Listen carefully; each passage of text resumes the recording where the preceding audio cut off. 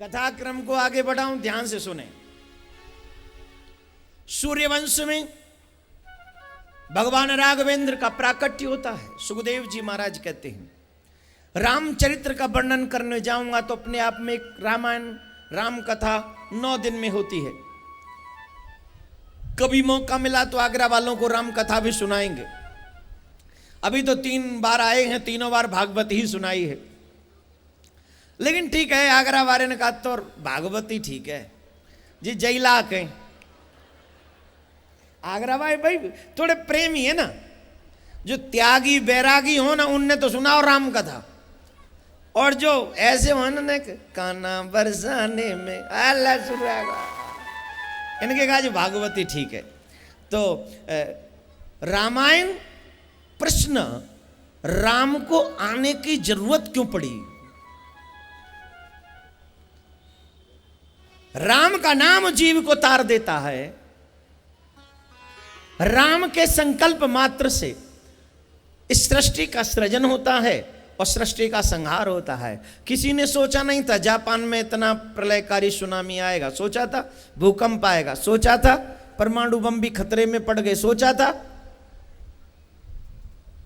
जो जापान में हुआ वो आगरा में नहीं हो सकता क्या? वो अमेरिका में नहीं हो सकता क्या? वो इंग्लैंड में नहीं हो सकता क्या? वो कहां नहीं हो सकता? करने वाला कौन है?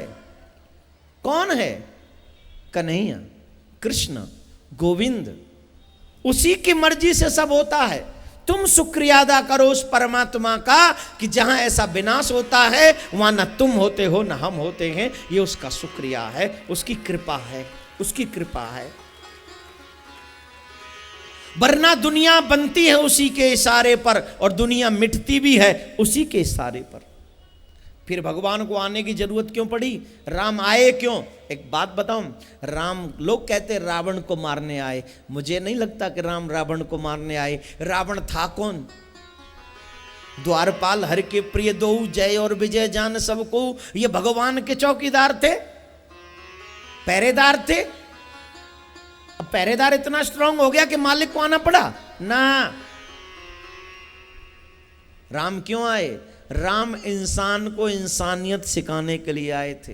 राम मानव को मानवता बताने आए थे। जब इंसानियत मर रही थी उस इंसानियत को जिलाने के लिए राम आए थे। इंसान को क्या करना चाहिए, बेटे को क्या करना चाहिए, पति को क्या करना चाहिए, पिता को क्या करना चाहिए, ये सब बताने के लिए राम आए थे। बहू को क्या करना चाहिए, सास को क्या करना चाहिए, बेटी को क्या करना चाहिए, ये बताने के लिए मां सीता आई थी। इंसान को जगाने राम आए थे। लोग सोचते हैं मेरे घर में राम आ जाए, सब सोचते हैं। कौन कौन चाहता है राम जैसा पुत्र मेरे घर में हो? हाथ तो उठा ही सकते हो। जो चाहते हैं वो उठाएं, नहीं चाहते तो नीचे रखो। अरे कोई जो मर्दी थोड़ी है, जिनकी इच्छा हो वो उठाओ। कौन कौन चाहता है राम जैसा पुत्र मेरे घर में हो? नीचे करो। अब ये सोचो, राम जैसा पुत्र तो होगा। क्या तुम दशरथ बने हो आज तक? क्या तुम कौशल्या बनी हो आज तक? राम रावण के घर में नहीं आता, राम दशरथ के घर में आता है। जिनका चरित्र दशरथ जैसा होता है, राम उसके घर में प्रकट होकर आते हैं और उसे पिता कहकर संबोधित करते हैं और उसे आनंद और उसे सम्मान दिलाते हैं। ये राम की लीला है, ये राम की लीला है। राम जैसा बेटा हो, सीता जैसी बहू हो, लेकिन सास सूर्पणखा हो तो सीता बहू कैसी बने? सास ताड़का हो तो बहू सीता कैसे बने? सास को कौशल्या बनना पड़ेगा तो बहू सीता बनने की कोशिश करेगी। फिर भी मिल जाए, गारंटी नहीं है। बहुत सी तो जो सोच रही जब गारंटी ना है तो फिर मैं चुका बनू कौशल्या।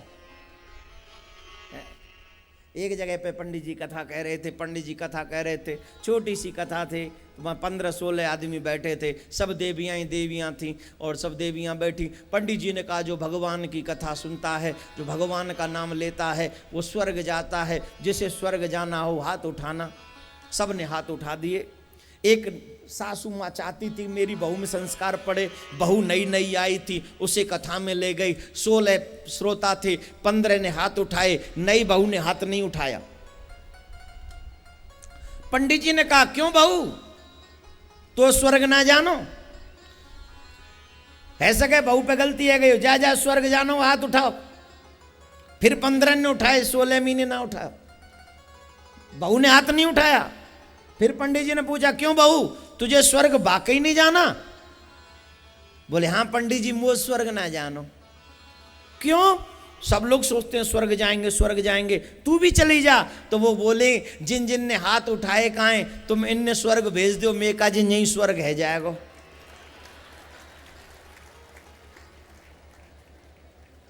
आई समझ में बात? जे चली जाए, जो मुझे लेवालाई का कथा सुनाए वे, जे चली जाए तो मेरा स्वर्ग नहीं है आगरा में, जाए भेजो स्वर्ग पहले। तो ऐसे बहू भी तैयार है, सास भी तैयार, लेकिन ऐसा नहीं है। परंपरा बदल रही है, अब बहू को बेटी मानते हैं और सासू को माँ मानते हैं। ये परंपरा आज हमारे भारत में एक नया उत्पन्न हो रहा है और ये अच्छी परंपरा है, और इस परंपरा का स्वागत खुले हाथों से सबको करना चाहिए, सबको। तो राम किस लिए आए? मानवता को जीवित करने के लिए, इंसानियत को जगाने के लिए, इंसानियत बताने के लिए। बेटा कैसा हो, प्रातः काल उठ के रघुनाथा, मातु पिता गुरु ना वही माथा। बेटा कैसा हो, आयसु मांग करई पुर काजा। जो पिता कह दे वही करना है, जो माँ कह दे वही करना है। प्रातः काल उठेंगे, माता पिता को गुड मॉर्निंग गुड इवनिंग नहीं, सर झुका के प्रणाम करते हैं। जितने बच्चे यहां बैठे ध्यान से सुनेंगे, जिन बच्चों का सर माँ बाप के आगे झुक जाता है, फिर उनके आगे कोई भी आसमान की बुलंदी भी उनका बराबरी नहीं कर सकते, वो आसमान की बुलंदी को भी पार कर जाते हैं। जो माँ बाप का सम्मान करता है, गुरुजनों का सम्मान करता है, ये उसकी बात हो रही। रावण कितना बड़ा था, कितनी बड़ी सेना थी, राम के पास क्या थे? बोले राम लक्ष्मण, बाद में सब बानर। बानरों से कोई युद्ध जीत सकता है? फिर भी राम की जीत हुई। क्यों? ये राम की जीत नहीं है। जब रावण मरने वाला था ना, तो रावण ने पूछा राम से, मुझे ये बताओ तुम्हारी जीत हुई कैसे? मेरे पास सेना ज्यादा, मेरे पास योद्धा ज्यादा, मेरे पास बलवान ज्यादा, मैं इतना तपस्वी, मैंने खूब तपस्या की, ढेर सारे वरदान मैंने मांगे, मेरा भाई कुंभकर्ण, मेरा बेटा मेघनाथ, सोने की लंका है, आप तपस्वी, आपसे ज्यादा हर चीज थी मेरे पास, फिर भी जीत आपकी हो गई और मेरी हार बजे। ये राम रावण का युद्ध नहीं था, ये राम रावण के चरित्र का युद्ध था। राम कौन? जो सौतेली माँ की बात मानी और 14 वर्ष के लिए वन में आ गया। और मैं मानव मातु पिता नहीं देवा, साधुन सन करवावं सेवा। मैंने कभी माँ बाप की बात नहीं मानी। राम कौन? जब मेरी बहन गई तो मेरी बहन से कह दिया, हम आर्यवीर हैं, आर्यव्रत धर्म खंडन कर सकते कभी नहीं, अपनी को छोड़ पराई को माता और बहन समझते हैं। जो दूसरी आ जाए तो हम उसे माँ बहन समझते हैं। और हमने क्या किया? हमारी बहन ने आके बताया, हम आपकी पत्नी का हरण कर लाए। आपका चरित्र अपने भाई के लिए अयोध्या छोड़ दी, और मेरा चरित्र मैंने अपने भाई को लात मारकर लंका से निकाल दिया। जहां सतवादियों की प्रेमियों से प्रीत होती है, जिनका है चरित्र उज्जवल, बस उन्हीं की जीत होती है, उन्हीं की जीत होती है। ये राम के चरित्र की जीत है। राम कैसा? जो किसी पे कुदृष्टि न रखे। राम कैसा? जो सबके लिए अपना सुख छोड़ दे। राम कौन? जो शत्रु को भी प्रणाम करना जानता है। राम कौन? जो संतों में अपार श्रद्धा रखता है। जाए जाए मुनि आश्रम, सकल मुनिन के आश्रम ही जाए जाए सुख दीन। संतों को सुख देता है, भक्तों को सुख देता है। रावण बताने की जरूरत नहीं। यहां जितने भी बच्चे बैठे हैं, आप सबसे एक ही प्रार्थना करूंगा, राम और रावण में एक ही अंतर है। राम धर्म के लिए जीते हैं और रावण अधर्म के लिए जीता है। अगर अपने माँ बाप का नाम चाहते हो, अपना नाम चाहते हो, तो अपने जीवन में से कभी धर्म मत जाने देना। और जिनका धर्म चला जाए वो कभी सुख नहीं पा सकता, उसके मन में कभी शांति नहीं आ सकती, उसके जीवन में कभी चैन नहीं आ सकता। धर्मो रक्षति रक्षतः, तुम धर्म की रक्षा करो, धर्म तुम्हारी रक्षा करेगा ही करेगा। क्या बोलना पड़ेगा? अब देर तो ना है रही, कृष्ण जन्म काजे घर जावेगी जल्दी। कौन कौन है? किसी को भी नहीं। आज मैं सोच के आया हूं 8:30 बजे तक हैं। छोटो तू अभी मम्मी ते पूछ पई थे, टेंशन है रही होगी। तुम यहाँ 8 बजे आ लोगे, तुम्हारी रोटी तुम आके बनाओगे, तुम्हारी तो बनी बनाई मिल जाएंगी महाराज तुम्हें।